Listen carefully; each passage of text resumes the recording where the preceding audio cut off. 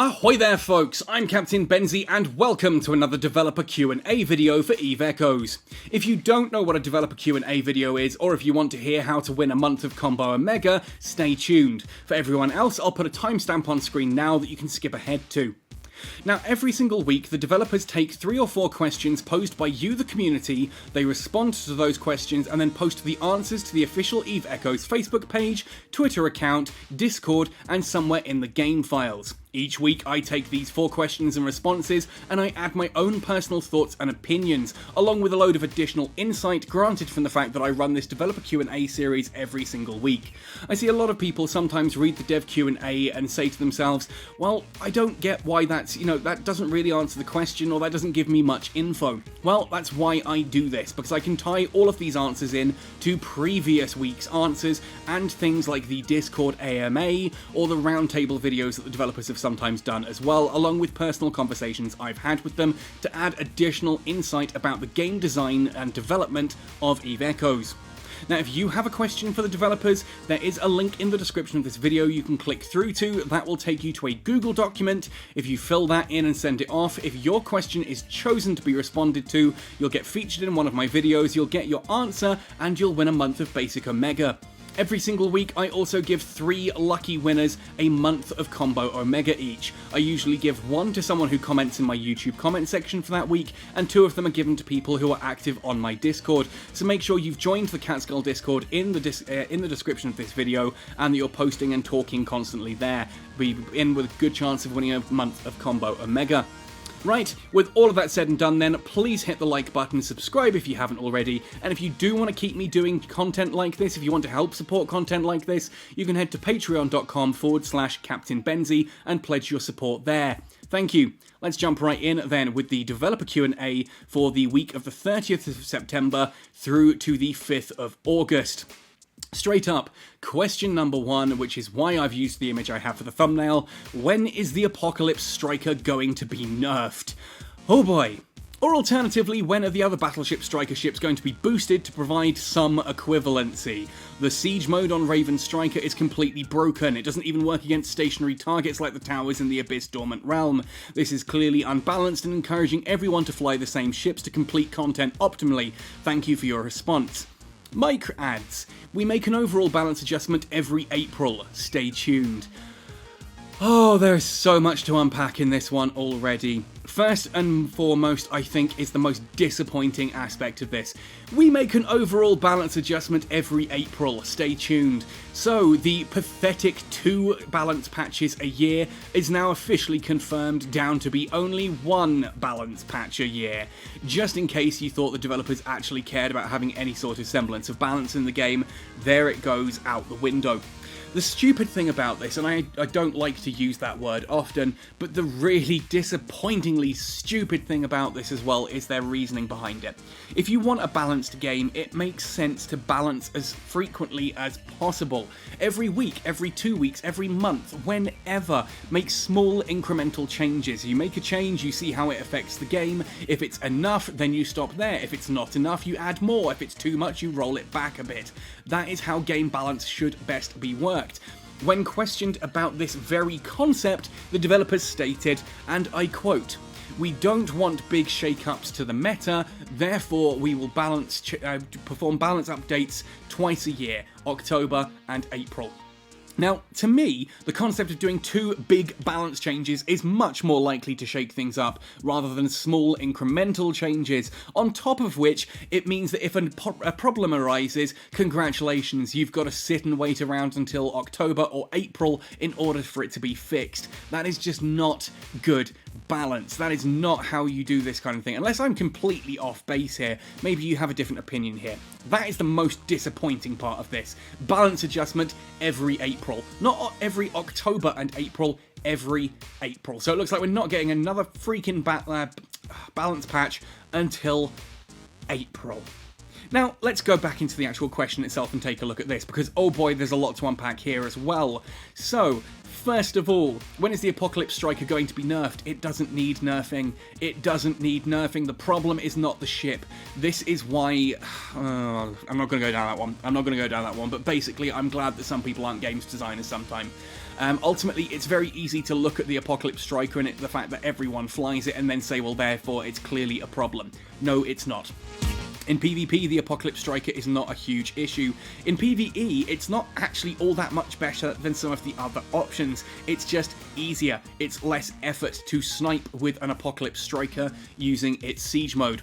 As for the siege mode on the Raven Striker, it's not broken, it does exactly what it's supposed to do. Add additional damage and range when you're firing up against a structure. Yes, there are problems here. For example, it doesn't work against stationary targets like the towers in the Abyss Dormant Realm. Then the Abyss Dormant Realm towers need to be fixed, not the Raven or the Apocalypse. It's a problem that the towers do not have a significant enough signature radius for that to work. I do think that siege mode on the Raven Striker does give too much in the way of penalty. It shouldn't change the explosion velocity and explosion radius quite to the extent it does. Yes, that needs changing, but that's still nothing to do with the Apocalypse Striker. As for the other Battleship Striker ships, the Megathron Striker is really good, like legitimately low-key good. It just, you have to use the siege mode as an actual, choice. You don't use the siege mode with snub-nosed railguns when things are moving quickly past you. You use them when you're moving away, or when you're in a siege. The problem with the Apocalypse Striker is that it's popular because the siege mode just works really well. With beam lasers, you can get excellent range, actually even with large pulse lasers. Large pulse and beam lasers have good enough range that the downsides to siege mode aren't actually all that much. Whereas if you're taking something like, say, a Tempest Striker, and you're using that in siege mode against Natural Citadel, those are really good ships. They just don't have quite the same versatility as the Apocalypse Striker does because of the Apocalypse Striker's lasers range. The downside of the Apocalypse Striker is that it is very rarely cap stable. It is not a cap stable ship. The trouble is that that doesn't mean anything in PvE. In PvE, that cap stability is not an issue for the for the Apocalypse Striker, and that's where the problem comes in. The problem isn't with the Apocalypse Striker or even with large lasers. The problem lies with siege mode being just too overkill on the Raven, and ultimately PvE being so dull and samey and just relying on silly mechanics. If we had proper situations in PvE where small fast ships were almost impossible to hit for a battleship on a good day, then the Apocalypse Striker would be terrible. But no, those ships fly straight at you in a direct line, they don't spiral in, which means you never miss them. You hit them perfectly every single time. The problem is not with the Apocalypse Striker, it's with how siege mode affects the Raven Striker and with how PvE is done in Echoes. Those are the things that need fixing, not the Apocalypse Striker, and it looks like we're going to have to wait until bloody April to get said fixes. Question number 2 then. Eve Echoes is arguably one of the best looking games for mobile devices. Agreed. So a lot of us take quite a few screenshots whenever we can. Agreed. However, as the camera's always focused on the pilot's ship, it's hard to get variety. So will it be possible to get a free cam, like press one button and look around? This would actually be cool. Now, of course, you can also set the camera to look at other objects as well, but then it does put those front and center. I would genuinely love to see a little like slider pad or something that would allow you to just re-angle the camera slightly so that you could put the ship off center. If you've played EVE Online, oh boy, there we go. When you hide the user interface, in addition to being able to pivot the camera around in all 360 degrees of spherical camera-ness, you can also actually hold the right click and off-center the camera from the ship to move the ship into the corner of the photo or whatever. Simple tool, nice and easy to do. Unfortunately, Kylum says this is not in our plan currently. You could use the built-in recording and screenshot features to record the beautiful New Eden. Speaking of, I would love an actual record function that you could hit and it would record the gameplay without any of the UI over the top. You would still see the UI, but the game would record it without the UI. That would be so cool and so useful for a cinematic mode. Chances of us getting it, almost nil. Ultimately, it's one of those things, it would be really cool for me and other content creators, but it's still fairly niche. So there's a part of me that doesn't feel too bad that they probably will never add this. It's the kind of thing I would love to see added. I just don't think we ever will. Moving on then to question number 3. Looking at implants. In Warhead Charge, it takes so long to swap between normal ammo and EM or explosive ammo because we have to press the button 3 times, 2 seconds for each buttons, so 6 seconds to swap because you have to deactivate and then activate again in the other mode. Please make another button to swap their damage type faster, and yeah, this I kind of agree with. It's a bit of a fiddly implant to use, I get that. What does Melos say? In the upcoming update, we'll keep a record of the swapping results when players undock the station and pass through the Stargate to reduce unnecessary trouble. Adjustments of operation methods is more complicated and will be developed subsequently at a later time. So I think here the swapping results when you undock or pass through a Stargate is that the game will remember what state you were in and it will try to keep that state, which is a good thing itself. However, this adjustments of operation methods is more complicated and will be developed subsequently at a later time. Then you shouldn't have released it. If it wasn't fit to be released, then it shouldn't have been released. If it's a case of, well, actually this one particular implant's a little bit more fiddly and not as exciting as the others, then perhaps you should have changed that implant before releasing it. That's my opinion. But then again, implants as a whole has just been one big cluster of just various different mistakes. Implants themselves are ridiculously unbalanced. They add a whole layer of pay to win to a game that should never have that kind of complexity added to it. Ultimately, some of those implants are just ridiculously overpowered, some of them are practically useless.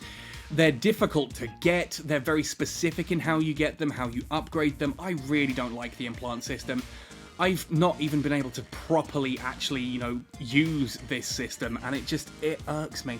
It irks me so much. Everything about it just feels like it was hastily thrown together and proper consideration was not taken as to how it would affect the game. But there we go. Question number 4, why is there no mark all selected as red option for the mail or notification system? It'd be very helpful. Also, what about reprocessing civilian and test level items? Oh boy. There are plans to optimize the feature of quickly deleting messages and notifications. Good, that one definitely needs to happen. The fact that you can only select all and it will only actually select the ones that have loaded, it means I'm sitting on a whole ton of notifications that I'm just never going to delete because there's thousands of them and it takes ages to go through them, select by select, remove them one at a time. Yes, get that sorted. Minor, but it's a nice little change. And the reprocessing of more modules will be gradually enabled in subsequent updates. Just in case you were worried that miners were actually going to have something to do, no, we're going to continue to allow everything else to be reprocessed at a frankly alarming rate. It is just disgusting the amount of minerals you can get from reprocessing compared to how many ores you can get at a similar investment of skill points. It's just, I don't know. I really don't know. We've complained about how reprocessing is just over the top and ridiculous in Eve Echoes, and they have done nothing about it. They continue to do nothing about it, and they keep saying, yeah, we're actually going to expand it. It's like, no, and you're wondering why industry is having so many problems. It's because there is just an infinite influx of materials. If everyone who's ratting is capable of making massive amounts of minerals, if the ore belts are spawning infinitely and people are in them mining infinitely, it is an infinite inflow of goods. It is an infinite faucet for minerals, and that is just never going to be balanced. How do you balance an infinite inflow? You can't add enough ore sinks to deal with infinite. It just doesn't happen, and that is one of the biggest problems we have with industries right now. Not insurance, not any of that other stuff that people on the official Discord want you to believe because it's their narrative, and the concept of having to change their narrative to something actually factual is frankly terrifying for their brain cell to cope with. It is simply the problem with industry right now. The number one problem with industry is an infinite faucet of minerals. You can never balance that. You can never balance sinks against something that is an infinite inflow. And until that happens, it's never going to be balanced. It is, sadly, as simple as that. Anyway, folks, that's all for today. This dev Q&A is disappointing, to say the least. They have actually answered the questions, but the answers themselves are just, frankly, awful. I don't know what to say. I don't know what to say on this one. I just don't know what to say. April is our next balance patch. Goodness knows what kind of content and update we're going to get in the meantime there. I'm losing faith, and I hate having to admit that. I really don't like this. I don't like being ranty Benzie. I miss the days when I made Cat's Skull Academy videos and showcased my favourite ships and all this kind of thing. I just don't have the capability to do that currently. All I get to do is to open up a dev Q&A every now and then and ramble about how they still don't get the basics of this, and how I'm watching a game that we love so dearly just be summed up with 2 bold italic words that echo into the back of your mind like, I don't know, like screams down a chasm. Wasted potential. That is what this game is becoming, and it's terrifying. It's terrifying, and I'm not losing hope. I'm not sitting here saying that, you know, no, it's just always going to be awful from here on out. I just don't see any signs that that is changing. I'm looking for those signs. You've seen the videos I put out this week have all been suggestions. How can we fix things? I don't feel like any of that's ever getting listened to these days, and it's heartbreaking. I don't know. I'm struggling. Maybe you guys have some ideas. Maybe you guys think I'm being harsh on these questions. Let me know in the comment section down below. Let me know what you're enjoying in EVE Echoes currently. I would love to hear what you are enjoying, what you think is fun. I would love to hear some positivity. Anyway, folks, happy sailing, and see you in New Eden.